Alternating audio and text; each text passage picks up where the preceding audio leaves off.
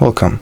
Today I'm going to show you how to make Google Chrome your default browser on an Android device. In my case, I am using Google Pixel 8, but if you have a different Android device, you can do the same thing by going through the similar steps.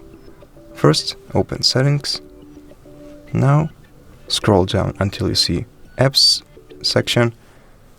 Now go down to the General tab, select Default Apps, Browser App, and then go with the Chrome browser. And that's it. Thank you for watching this video. If you liked it, please consider subscribing to our channel, leave us a like and a comment below.